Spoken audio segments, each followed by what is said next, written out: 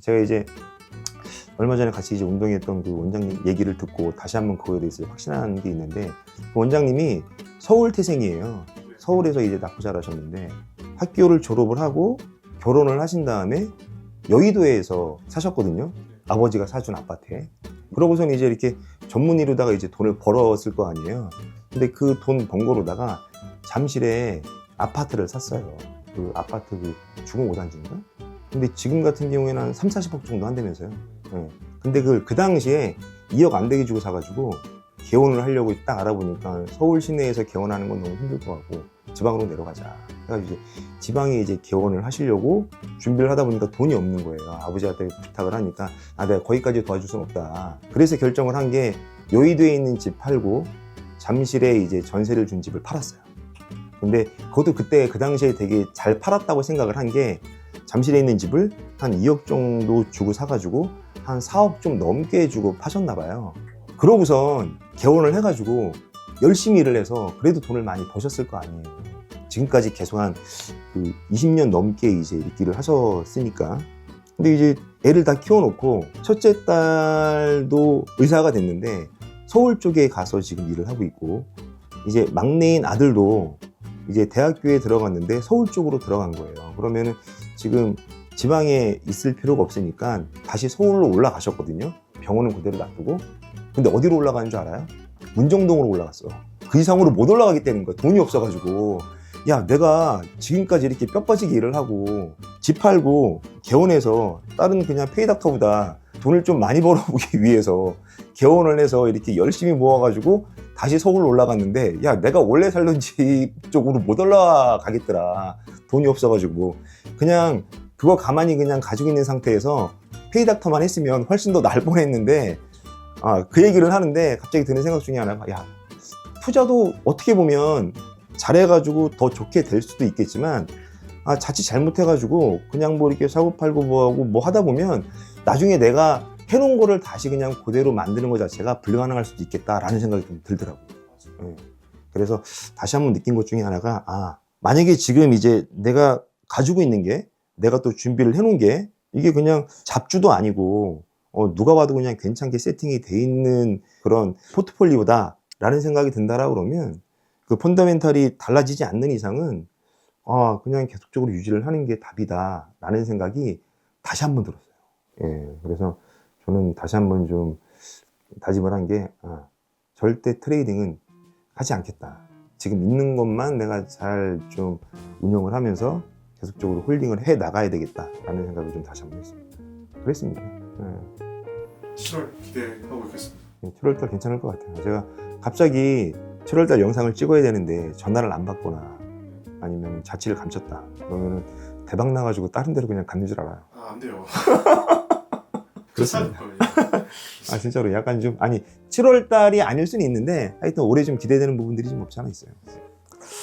하여튼 그래요. 투자도 또 이게 저 같은 경우에도 그래도 어느 정도 좀 다른 분들보다는 좀 급여도 많고 활용할 수 있는 돈들이 좀 많으니까 그런 투자도 할 수 있는 거잖아요. 그래서 그냥 일반 급여 생활자들이 또 투자를 하는 거랑은 또 그분들은 또 그분 나름대로의 투자 방법을 좀 찾으셔야 되는 게 맞는 것 같아요. 그러니까 무조건 내가 맞다, 무조건 누가 맞다, 그건 전부 다 상황이 다르니까. 근데 또 이런 영상 저런 영상 보시면서 그래도 이 부분은 내가 취하고 저 부분은 내가 취하면 또 그분에 맞는 또 이렇게 그 투자 방법이 생기는 거니까, 예, 그런 거에 조금이라도 좀 도움이 좀 됐으면 좋겠다, 그런 생각이 좀 드네요. 저는 하여튼 이런 식으로 매번 업그레이드를 좀 해놓고 있습니다. 그래서 보면은 이거 지금 뒤에 보면은 한 몇 년치가 계속 이렇게 쭉 있어요. 해마다 이렇게 좀 적어놓는 게 좀 있어가지고. 그리고 이거는 고지서가 날라온 거예요. 건강보험료. 근데 건강보험료 고지서가 작년보다 올해가 많아지고 올해보다 내년이 만약에 더 많아진다라 그러면 결론적으로 제가 일을 잘하고 있다는 얘기잖아요. 나갈 돈은 많지만 그래서 그냥 좋게 생각을 하자. 이렇게 나라에서 그래도 이렇게 좀 내달라고 하는 돈을 내가 잘했기 때문에, 또 우리나라의 환경을 또 잘 만들어줬기 때문에 내가 이렇게 좀 돈을 벌 수 있는 거다라는 생각을 하면서 즐겁게 내기 위해서 이제 걸어놓긴 했는데 너무 많이 나가겠네. 그래서 마음이 아파요. 돈도 없는데 진짜 생각보다 진짜 돈이 많이 나가거든요. 돈이 많이 나가요. 뭐 이런 얘기 들으면 또 재수없다고 할 수도 있는데 어쩔 수 없죠. 예. 아 근데 진짜로 다시 한번 말씀드리지만 제가 이제 알고 있는 그 지식 내에서 그다음에 제가 경험해봤던 그 경험 내에서 생각을 한다라고 그러면 올해 좀 굉장히 재밌겠다 라는 생각이 좀 많이 듭니다. 아니 그리고 그거 알죠? 그 트럼프가 이제 올해 태어나는 애들한테 이제 그 퇴직연금처럼 돈을 넣어줄 계획인 거. 그런 다음에 20살까지는 돈을 못 찾는 그 방식으로다가 정부에서 이렇게 적금을 넣어주는데 그 적금이 그냥 일반 은행에다 넣는 게 아니고요. 401k처럼 주식에다 돈을 넣어줘요. 그래서 펀드식으로 예를 들어서 만약에 뭐 이제 S&P 500. 예. 근데 이제 S&P 500이라는 게 우리 향한 500개 기업에 돈을 분산해서 투자를 하는 거잖아요. 근데 그런 돈이 매년 매달 들어오고 그게 20년간 돈을 못 찾는 거라고 그러면 주식이 더 좋아지지 않을까요?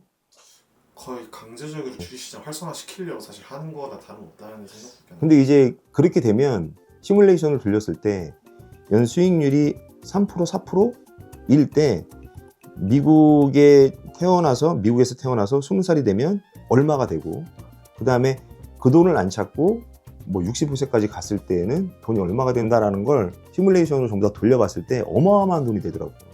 근데 그렇다고 하면 일단은 20살 이후에는 돈 찾아 쓰는 건 이제 본인들 자유니까 그렇다고 치지만 20살까지 돈이 묶여놓는다라는 거에는 어떻게 보면 주식시장이 굉장히 큰 호재일 수 있습니다.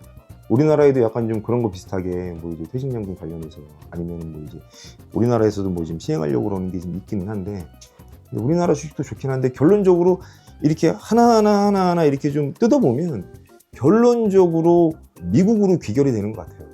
예, 그러니까 예를 들어서 만약에 뭐 그 하이닉스도 굉장히 좀 대단한 회사인데 엔비디아 없이 돌아가지 않는 회사고, 그죠? 예, 이렇게 얘기하면 뭐 안 맞는 얘기일 수는 있는데 결론적으로 엔비디아에서 물건을 달라고 해서 만들어주는 곳이잖아요. 지금 현재로서는 예, 삼성도 마찬가지고, 예, 그러니까 결론적으로 이렇게 쭉 사다리처럼 이렇게 쭉 올라가면 그 위에 뭐가 있을까라고 딱 보면 전부 다 미국 기업이야. 아니 맞죠? 네. 그래서 결론적으로 전 그래서 미국 주식을 하는 이유가 그래서 그렇습니다. 하여튼 오늘은 뭐 제가 좀 주저리주저리 좀 말씀을 좀 쓸데없는 얘기를 많이 했는데 저도 앞으로 이제 매번 하는 얘기가 지금 이 상황에서도 어떤 식으로 성장하고 있고 또 어떤 식으로 점점 발전하고 있는지 서로 좀 이렇게 공유하고 싶은 마음에서 좀 드리는 말씀이니까 요즘 같은 힘든 시기에 너무 좀 작은 거 하나하나에 좀 일일비하지 마시고 넓은 시각으로 넓은 시야를 가지고 투자를 하시면 분명히 좀 웃는 날이 분명히 올 겁니다. 그때를 기원하면서 오늘 영상 마치도록 하겠습니다. 감사합니다.